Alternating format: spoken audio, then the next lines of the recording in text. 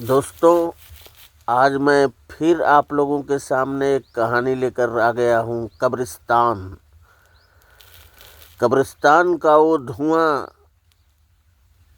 सिम्मी के घर के आसपास ही मंडराता रहता था। सिम्मी का बंगला कब्रिस्तान से लगा हुआ था और एक कब्र से खुशबू का आभास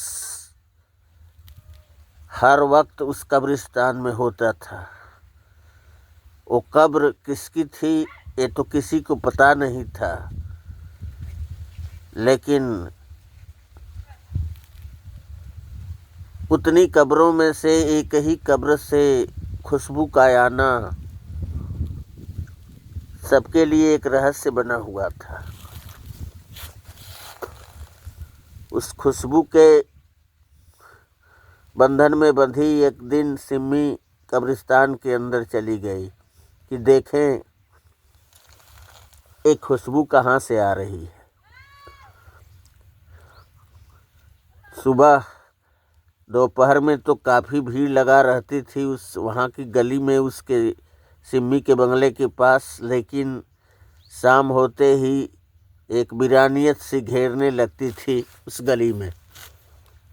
और सिम्मी उस दिन अपने मकान से निकलकर अंधेरा होते ही उस कब्रिस्तान में दाखिल हो गई थी और खुशबू का पीछा करने लगी थी। खुशबू एक तयशुदा मंजिल तक जाकर रुकी जहाँ एक कब्र थी। ऐसे तो वहाँ तमाम कब्रें थीं, लेकिन उस विचित्र सी पुरानी कब्र को देखते ही वो आश्चर्यचकित सी रह गई थी। उसी कब्र के भीतर से वो खुशबू उड़ी चली आ रही थी।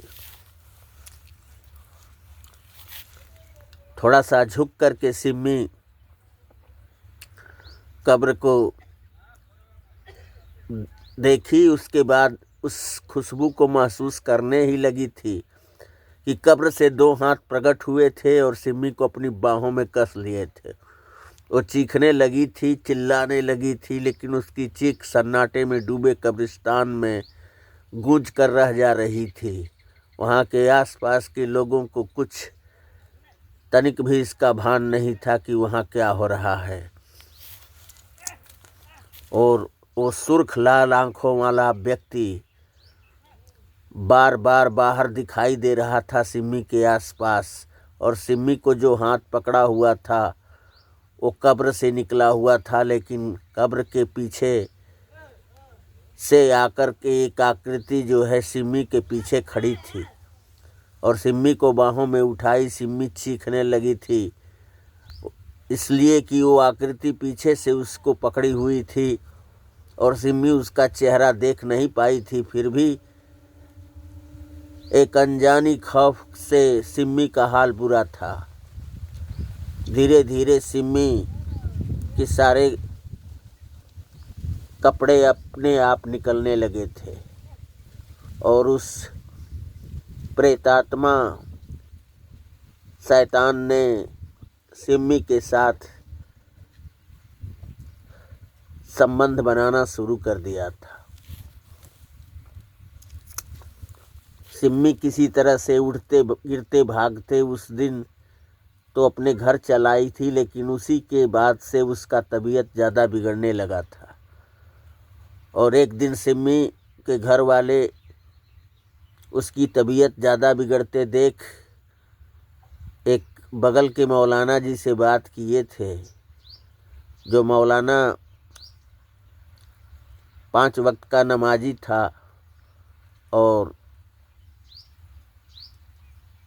कुछ फूक मार करके देता भी था, ताकि लोगों के जो है ऊपर से अमलियात जो हैं वो दूर हो जाए। बोला मौलाना कि आपकी बिटिया सिम्मी पर जो है कब्रिस्तान के पिशाच का जो है साया अपना प्रभाव जमा चुका है। घर वाले काफ़ी परेशान उठे बात सुन करके। बाबा, सिम्मी तो अक्सर घर में ही रहती थी, फिर कैसे वो शैतान उस पर प्रभाव जमा लिया? नहीं, आप लोग नहीं जानते। सिम्मी उस खुशबू का पीछा करते, शैतानी खुशबू का पीछा करते एक रोज कब्रिस्तान में गई हुई थी। कह लो कि मैं झूठ कह रहा हूँ, पूछो सिम्मी से। सिम्मी बिटिया सही कह रहे हैं मौलाना जी, तुम कब्रिस्तान में गई थी?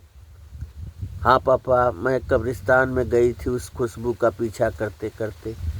वहाँ किसी ने मुझे जकड़ लिया था। वो वही शैतान है दामोदर जी, आपकी बिटिया पर प्रभाव जमा चुका है। उसका नाम जावेद है, और जावेद जो है एक्सीडेंटल मौत हुई थी उसकी।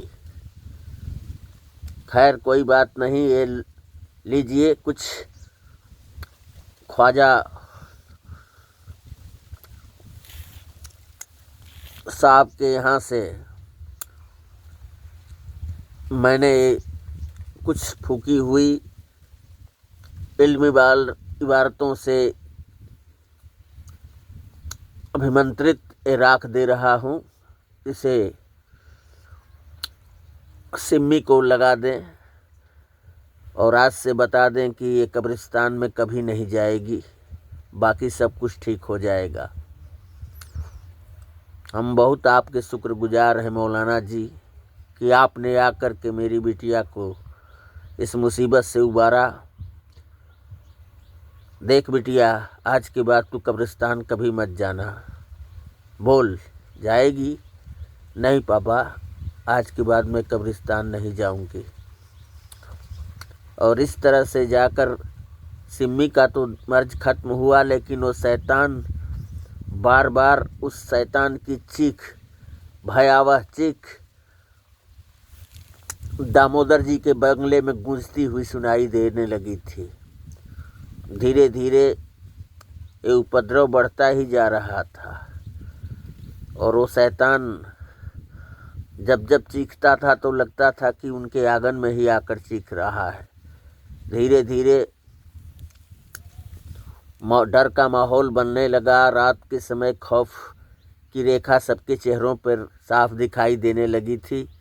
फिर मौलाना को छोड़कर एक बहुत बड़े हाफिज़ को उन्होंने बुलाया और हाफिज़ ने फ़कीर को, अपने गुरु फ़कीर को जो है मिलने को कहा। तो सभी दामोदर जी उनके परिवार वाले फ़कीर बाबा से मिलने गए और फ़कीर बाबा ने उस शैतान को ही बोतल में कैद कर लिया। यहाँ आकर के कब्रिस्तान में बड़ी मशक्क़त के बाद वो शैतान उनके काबू में आया था और उसके बाद उस शैतान का जो है बोतलों में कैद करके शैतान को फ़कीर हमेशा हमेशा के लिए सिम्मी के ऊपर से हटाया। तब जाकर के दामोदर जी का परिवार उस शैतानी बला से निजात पा सका था। कैसी लगी ये कब्रिस्तान कहानी? आप लोग इसे लाइक, सब्सक्राइब, कमेंट करें और ऐसी जगहों पर बेवजह या कोई ऐसी हरकतें देख करके आप उसमें जाने की कोशिश न करें। रूहानी ताकतों से भरा होता है कब्रिस्तान, और ऐसी जगहें, कब्रिस्तान, शमशान, इन जगहों में ये ऊर्जाएँ, निगेटिव ऊर्जाएँ वास करती हैं। इसलिए आप लोग वहाँ जाने की कोशिश न करें। कैसी लगी ये कहानी? आप लोग इसी तरह की कहानियाँ हमसे सुनते रहें और हमारे चैनल को लाइक, सब्सक्राइब, कमेंट करते रहें। नमस्ते।